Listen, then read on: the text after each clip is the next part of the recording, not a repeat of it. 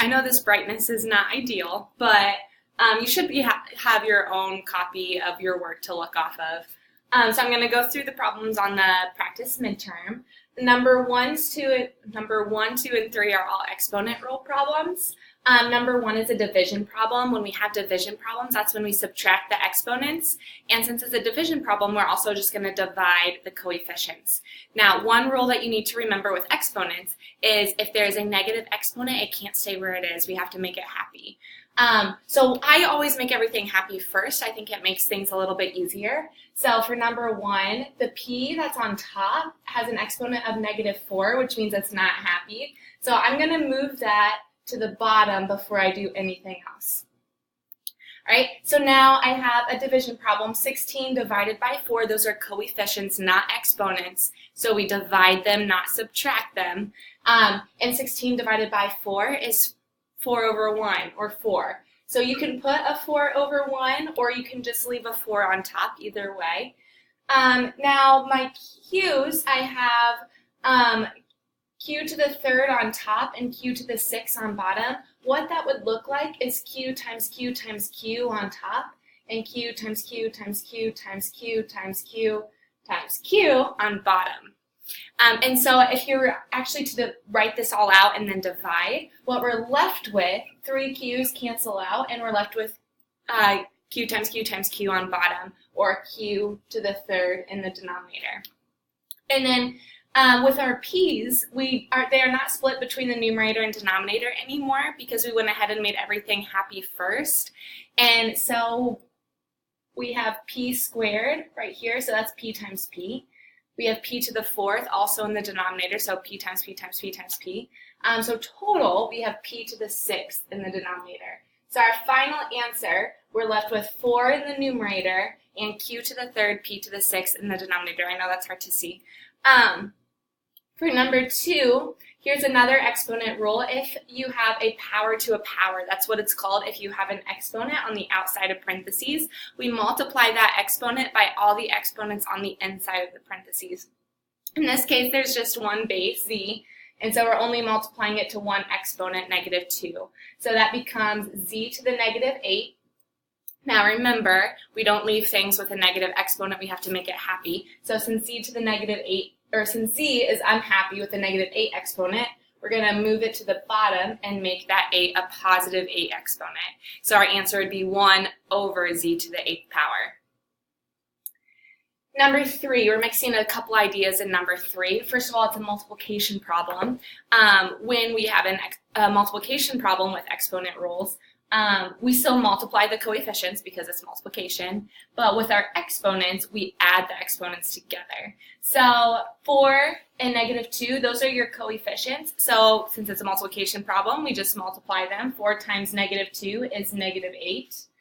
And then we add all the exponents. So we have we add the exponents with like bases. So we have x to the 3rd and x squared, which gives us x to the 5th. Because that's like having x times x times x times x times x. And so total we have x to the 5th. And then we have y to the 0, which means there are no y's right there. Y to the 0 is just 1. So we just cross it out because anything times 1 is what, anything you multiply by 1 is just what you started with. So we're just going to get rid of it. And then we have y to the -5. Which again, we can't leave things unhappy. So the y is unhappy, it has a negative exponent. Since it's unhappy where it is, we're going to take that y to the -5 and we're going to move it to the denominator, and now it's going to have an exponent of a positive 5. All right, so 3 exponent rules. Division, you subtract the exponents. Power to a power, you multiply all the exponents. And then products or multiplication, you add the exponent. So those are the 3 exponent rules you need to remember. Now, when you're talking about the coefficients, if it's a division problem, you divide them. And if it's a multiplication problem, you multiply them. So those rules stay the same. All right, number 4. Number 4 is we have a rational exponent. That means we have a fraction as an exponent. So the first thing we do when that happens is we want to change that into radical form. Radical, remember, is just the square root sign. Our base is 8, so that's the big number that's going to go underneath the radical. I made that radical way too long. And then the 4 and the 3. So 4/3 means one of our numbers is going to go out here. It's going to make 8 smaller. And one number is going to go up here. It's going to make it bigger. So the denominator makes it smaller. So we have the cube root of 8. And then the 4 makes it bigger. So the cube root of 8 to the 4th power. Now, it doesn't matter what order you go in. You could take 8 to the 4th power and then take the cube root of that. Or you can start by taking the cube root of 8 and then taking that to the 4th power. I always make it smaller first if I can. It makes things a little bit easier. So if we take the cube root of 8, so what number do you multiply by itself 3 times to get 8? And that answer is 2. So the cube root of 8 is 2. So we're going to take 2 to the 4th power. So 2 times 2 times 2 times 2, and that gives us 16. So our answer here is going to be 16. All right, continuing on with number 5. Number 5, we have an exponential function. I know it's been a long time since we've talked about exponential functions, but exponential functions go on and on forever in one direction. So the 4 ways that it can look like is it can look like this, or like this, or like this, or like this. So you have one where it goes on and on forever, either positively or negatively, and then one where it's approaching a number. We call that an asymptote, but it never touches it. Your domain for exponential functions is always all real numbers. So for exponential functions and quadratic functions, those are the 2 types of functions we've done in quarter 3. Your domain is always all real numbers. That means you can plug in any number for x that you want to. The range is what's going to change. So if you look at this graph, this one's like this one. So it goes on and on forever in the positive direction. So we know we're going to have y is greater than, and then in this direction, it's getting closer and closer to 0, but it's never quite going to touch it. So our range is y is greater than 0. So again, our domain is all real numbers. It always will be. And your range in this case is y is greater than 0, because every y value that we have is going to be positive. We're never quite going to hit that 0 mark. It's going to get closer and closer and never get there.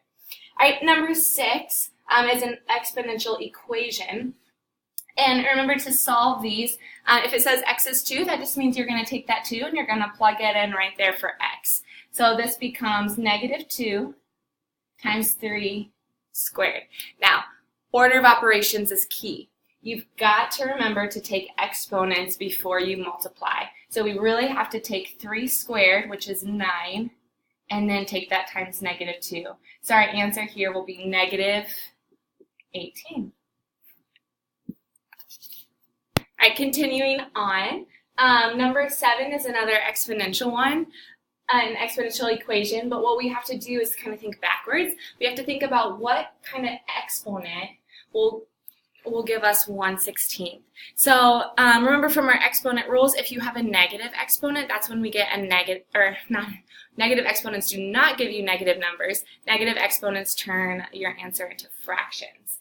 And so since we have a fraction here, that means your exponent is going to be a negative exponent. So I kind of think backwards. I think, what exponent can I put on 2 to give us 16? So not 1/16, but just 16.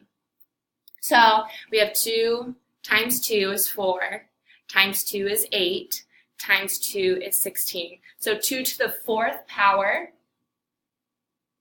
is 16. So that means if you have 2 to the negative 4th power, that 16 is going to move to the denominator, and so that's how we get 1/16. So again, negative exponents do not give you a negative answer. It makes it into a fraction. So just be really careful about that. So our answer for number 7 is x equals negative 4. That's the exponent we raised 2 to get that 1/16. All right. Number 8 is an adding polynomials problem. When you add polynomials, you can just ignore those parentheses. You can even rewrite it if it helps you ignore those parentheses.